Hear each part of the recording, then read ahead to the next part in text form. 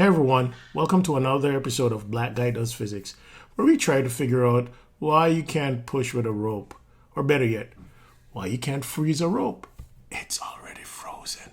Remember, if you have any questions, math or physics related, that you would like me to solve, drop a comment below. And also, smash the button, please.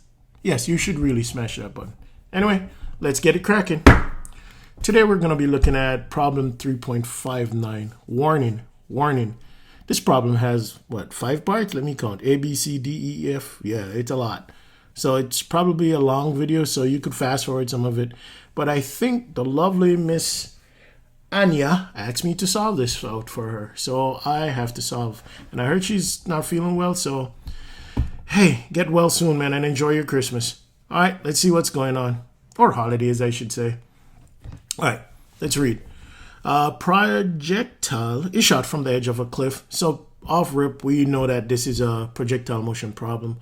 Why is this a projectile motion problem? It literally says projectile, but you can see that something was shot.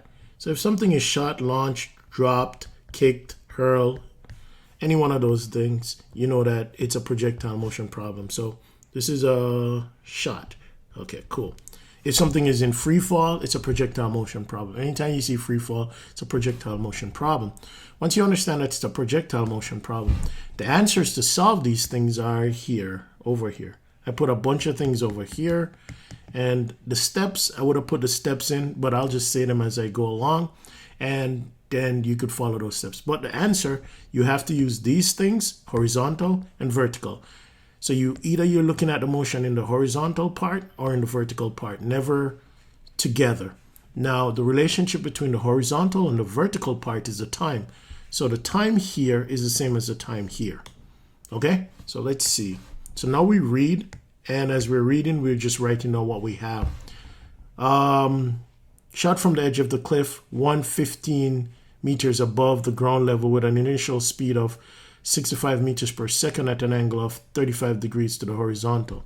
So this here, the 65 meters per second, that's my V0, because that's the speed that it was shot with. And they gave me the angle that it was shot, which was 35 degrees. And now it says, determine the time it was taken by the projectile hit point P. No, I was thinking about leaving out this diagram, but I'm going to say let it be, because they already draw something for you. Now, this thing, once you see that it's a projectile, the first thing that you want to do is draw your initial velocity vector. This is my initial velocity vector, because it comes with the speed and the angle. My initial velocity vector. In this case, they already drew it for you. Once you draw this, what I would suggest you do is, let me put this in a big thingy here. I would suggest you go like this. You break it down into its components. So this would be your X component, and this would be your Y component. Now, do you have to do this? No, absolutely not. But it just gives you some perspective, man. So that would be your V0Y, that would be your V0X. Instantaneously, you write those things out. And as you could see from the side here, you should automatically know what V0Y is and V0X is. So you have your V0Y. Let's put your V0Y. That would be V0 sine of the angle. So that would be 65 sine of 35. So that's done. And then you'd have your V0X. And that would be V0 cosine of the angle. And that would be 65 cosine of 35. That's done. Nice and easy. The next thing I would suggest is you draw your trajectory. Oh, we got to put our directions. My apologies. Got to know which way is positive and which way is negative. That is very important. That's the first thing I should have done. My apologies. Most people like taking up to be positive. So we're going to take up to be positive and down to be negative. So everything that points up is positive. Everything that points down is negative.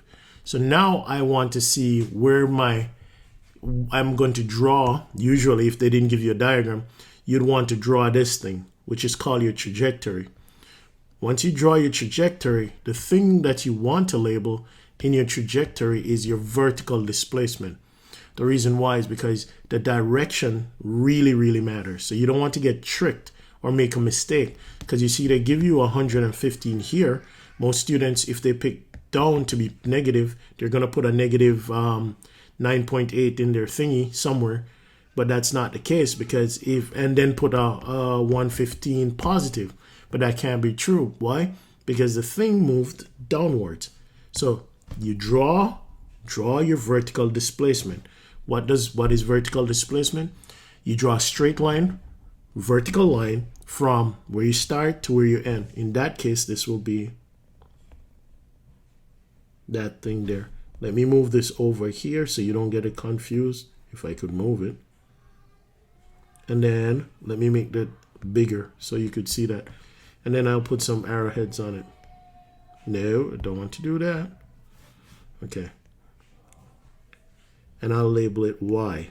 So because of that, now my Y is equal to minus 115 meters. See, the negative sign is very important. Okay, and that's that. That's all you have to do for the setup. Once you do the setup, so once again, let me reiterate the setup. The setup is you're going to draw this thing, your initial velocity vector. You're going to bust it down into its V0x and its V0y. Once you bust it down into this V0x and V0y, you're going to put the information there. You're going to calculate them out there. You're going to draw the trajectory separately. Here it's already done together. That's why I didn't draw it over again for space and all that. But you're going to draw it separately. Okay? Separately. Once you draw this separately, then just label your Y. Usually I say label your X2, but most people understand what the X is. It's the Y that's the problem. So you just label your Y to make sure that you know if it's positive or negative. Make sure you have chosen your directions, which one is positive, which one is positive, which one is negative. And once you've done that, then the rest is Gucci. It's so simple. That's the hard part. So it says determine the time it takes. Determine the time it takes by the projectile to hit the point P ground level. So now all you have to do, if we're looking for time, as we said before, the answer to all of your questions, it's here or here. That's the only way that you could solve. So if I'm looking for time, I'm either going to look in the vertical or the horizontal. When I look at my information here, I could see I have an extra piece of bit of information here, which is my Y. They gave me my Y. So if that's the case, I'm going to go in the vertical to go look for time. So let's check out this one. If I look at this one here, they're looking for time. I have my A. I have, speaking about A, you should always write down your acceleration. See? Made a mistake, not following instructions. Once you do your V0Y and your V0X, you write down your acceleration. Because we chose down to be negative, this will be negative 9.81 meters per second squared. Sweet. Now, I have my A, I have my V0Y, but I don't have VY. Okay, let's try another one. This one I can't use because this one has no time. So let's try this one. Y, I have Y, I have V0Y, I have A. So this one is the one that I'm going to use, which sucks. Y, so this is part A. Y is equal to V0YT plus half AT squared. Now, because you have, let me put check marks on these. You have this, and you have this, and you're looking for this. That simply means that you could solve. This, my friends, is a quadratic equation. So you'd have to solve a quadratic. I am not going to take the time to solve a quadratic here. You should be able to do this. Just watch one of my other videos to see how you solve for a quadratic equation. Okay? I think I did it in something else. All right, let me see. So that's part A. Nice and simple. Part B, determine the distance of the point P. The distance X away from the thingy. So if they're talking about away, let me see if I could find distance X. But they show you what X is. So automatically I must go in this thing. And there's only one equation in the horizontal. Only one, because the speed is constant and there's only one equation for constant speed. If that's the case, that would be V0, let me write, they're looking for V0X is equal to X over T. Therefore, X should be equal to V0X times T. We just solved for T, so we know T. and we have v0x. So that means we're done. Let me put a line here so that this doesn't look like it's, whoa.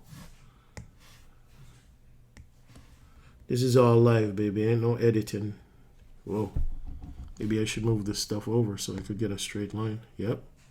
That would be sweet.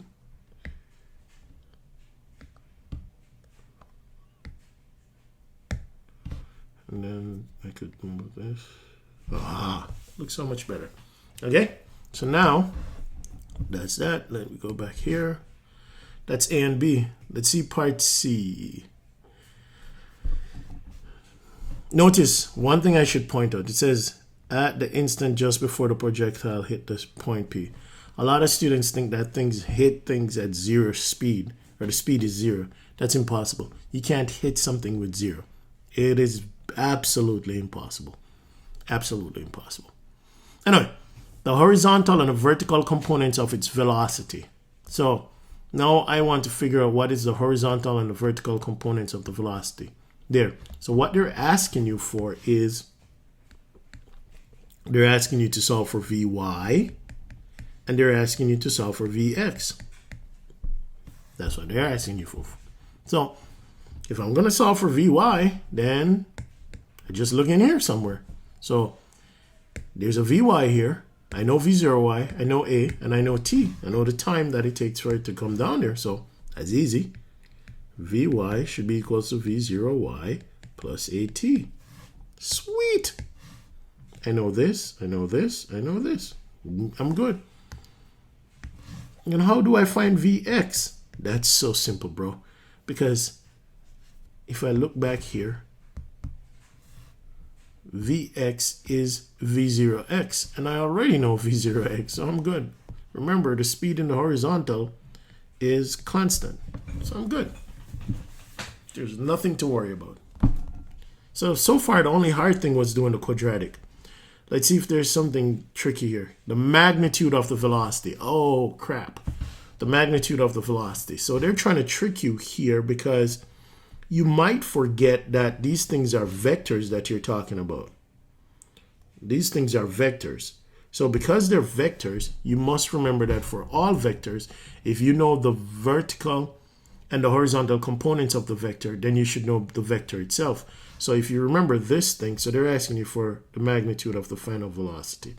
If you remember this thing, that the magnitude of the thing is equal to the rx squared plus ry squared, then therefore you should also understand that the magnitude of the velocity should be equals to the vx squared plus the vy squared.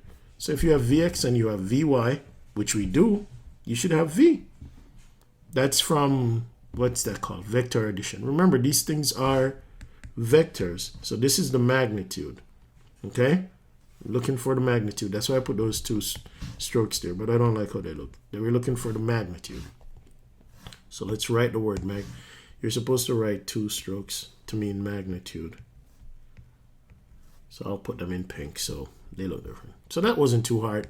But in the moment, it might be hard because you probably forget about the concept of the vector addition and that these are vectors.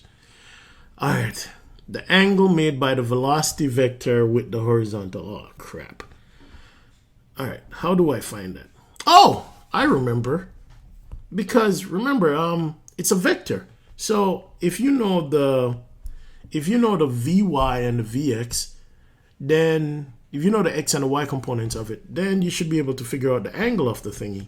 Remember from vector addition, so theta should just be equal to the tan inverse of y over x. And then you put y direction, oh Lord, my direction looks ugly, of x direction. So it would be like south of east, yeah, because the y is going to be pointing down and the x is going to be pointing east, so it's south of east. That's not too hard. All right, find the maximum height above the cliff top reached by the projectile. So they're just asking you for the max height. And look here, for the max height, these are the things that you know. Your Vy is equal to 0. And the thing is traveling, the speed, the actual speed is v0x because it's traveling horizontal. But we just need our vy is equal to 0. Now, this is a tricky one because sometimes students, what they'll do is that they'll take the time from, they'll take the time that they had from here and try and stuff it somewhere here, like here. They'll take the time from what they found from part B, or part A, and stuff it into this equation again. But what you're forgetting, or what the mistake is, that time is for the whole thing to go here. They're no longer asking you about here at point P. They're asking you about here, the max height. That's what they're asking you about now. So the time is totally different. So with the information that we have, we know that the answer must lie in the vertical here. So we're looking for y. This one can't use, so it's either this one or this one. I don't have the time, so let's check this one. Vy squared is equal to v0. I have vy because my vy is 0. I know this from my information here. I know my v0y and I know my a. So Gucci. We're Gucci. Let's go. So we know that our vy is automatically 0. So therefore, vy squared is equal to v0y squared plus 2ay. This junk goes to 0. So what happened here? Let me see if I could do some quick math.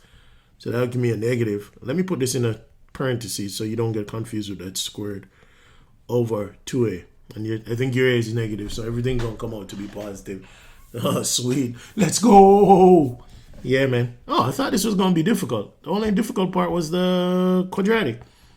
Oh, but I understand where students get mixed up, though. You could see the problem is they forget about the vector addition here in part D and part E. They forget that for part C that the, when they're asking you for the components, they're just asking you for the Vy and the Vx. And for part F, they forget that you're talking about a separate point in time. So you can't use the time that you saw for part A. And also the quadratic. Hey, watch my other video, man. And after you watch that video, just remember, don't be a moo-moo.